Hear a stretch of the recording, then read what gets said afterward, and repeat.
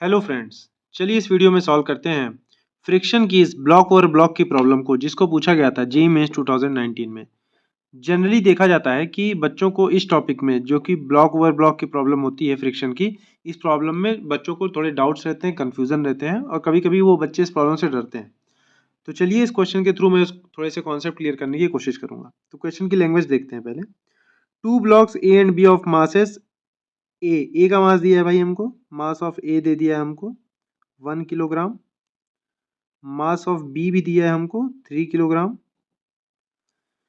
और इसको टेबल पे रखा है जैसा कि फिगर में बना रखा है। The coefficient of friction between A and b, a और बी के बीच का कोफिशिएंट ऑफ फ्रिक्शन कितना दिया है? That is 0.2। This is coefficient of friction between A and B and the surface and table is also 0.2। देखिए ए और b के बीच का जो फ्रिक्शन है, coefficient of friction that is also mu, और बी और टेबल के बीच का coefficient of friction is also mu. मतलब सर फ्रिक्शन यहाँ भी एब्सेंट है, प्रेजेंट है ए और बी के बीच में, और बी और टेबल के बीच दोनों जगह ही फ्रिक्शन प्रेजेंट है। द मैक्सिमम फोर्स है, मैक्सिमम फोर्स चाहिए मुझे जितना मैं लगा सकूं बी पे हॉरिजॉन्टल डायरेक्शन में, such that the block A does not slide over the block B. Sir कितनी फोर्स मैक्सिमम मैं लगा सकता हूं बी पे हॉरिजॉन्टल डायरेक्शन में सच दैट ए और बी के बीच में रिलेटिव स्लिपिंग स्टार्ट ना हो। तो ये है सवाल। सबसे पहले सवाल को समझना जरूरी है। अच्छा, तो सबसे पहली बात है सर, पहले तो मैं थोड़ा बहुत अगर कुछ भी छोटी सी फोर्स लगाऊंगा, पहली बात तो ये बी खुद से ही नहीं चलेगा। क्यों? क्योंकि बी और टेबल के बीच में भी फ्रिक्शन है।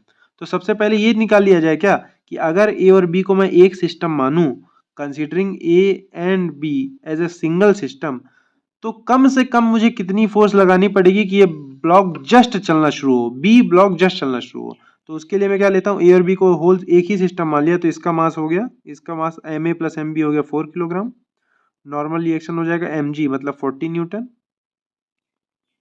और लिमिटिंग फ्रिक्शन की वैल्यू आ जाएगी म्यू इंटू एन। म्यू की वैल्यू कितनी है भाई?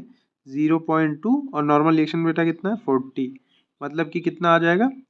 8 न्यूटन। 8 न्यूटन, इसका क्या मतलब हुआ सर? 8 न्यूटन से कम फोर्स लगाओगे ना, 8 न्यूटन से कम फोर्स लगाओगे तो ये तो बी ही नहीं चलेगा, यहाँ ही पे कोई स्लिपिंग स्टार्ट नहीं होगी, इसकी तो बात ही अलग है।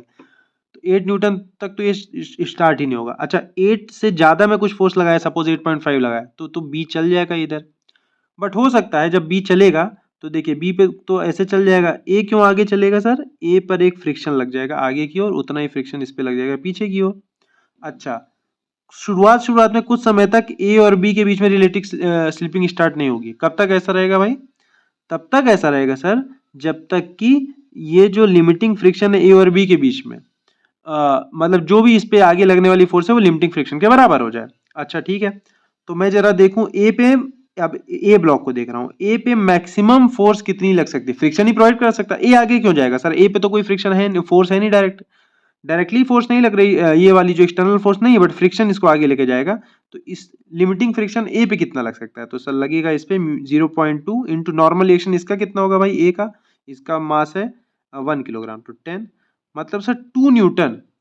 भैया फ्रिक्शन कह रहा है कि भाई साहब मैं 2 न्यूटन से ज्यादा तो देखो प्रोवाइड नहीं करा पाऊंगा। अच्छा, और अगर ये 2 न्यूटन की फोर्स अगर फ्रिक्शन प्रोवाइड करा रहा होगा, उसके लिए ये मतलब सर कितने एक्सेलेरेशन से ए जा सकता है? मैक्सिमम एक्सेलेरेशन ए का कितना हो सकता है? मैक्सिमम एक्सेलेरेशन ऑफ ए कितना हो सकता है sir? Mass into acceleration, acceleration होगा फोर्स अपॉन मास, फोर्स हो गया 2, मास कितना है सर? ए का 1, तो दैट इज 2 मीटर पर सेकंड स्क्वायर।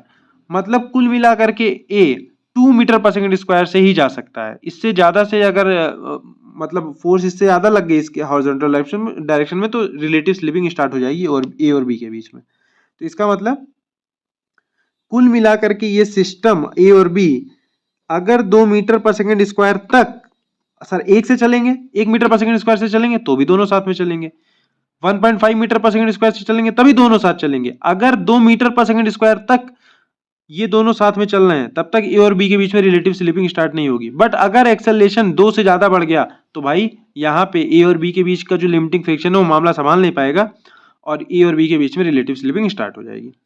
तो सर 2 मीटर पर सेकंड स्क्वायर तक जाने के लिए कितनी फोर्स मुझे लगानी है? तो अब ए प्लस बी को फिर से एक सिस्टम देख लीजिए। आगे लग रहा है एफ, मुझे मैक्सिमम फोर्स पता करनी, कितनी लगा सकता हूँ, माइनस पीछे फ्रिक्शन लग रहा होगा। अब ए और बी के बीच का जो फ्रिक्शन था वो तो इंटरनल फोर्स हो गई सिस्टम की। अब मास, मास दोनों सिस्टम का कितना मिला के हुआ? 4 किलोग्राम। एक्सेलेरेशन 2 हो सकता है मैक्सिमम, तो ये कितना हो गया भाई? एफ मैक्सिमम आ गया -8 उधर जाकर के +8 हो जाएगा, 8 और 8 16 न्यूटन। मतलब सर अगर मैं 16 न्यूटन तक फोर्स लगा रहा हूं तो ए और बी दोनों ब्लॉक साथ में चलेंगे, इससे कम लगाऊंगा तो भी साथ में चलेंगे, लेकिन अगर इससे ज्यादा फोर्स मैंने लगा दी तो दोनों ब्लॉक के बीच में रिलेटिव स्लिपिंग स्टार्ट हो जाएगी। हमसे यही पूछा ही था कि मैक्सिमम आप फोर्स बता दीजिए जितनी लगाई जा सके बी पे, सच दैट ए जो है बी के ऊपर स्लाइड ना हो, मतलब रिलेटिव स्लिपिंग स्टार्ट ना हो। तो मैंने वो निकाल लिया भाई, वो फोर्स होगी 16 newton and our option is option number 3rd. So I hope that you have understood this question. That's all for this video. Thank you.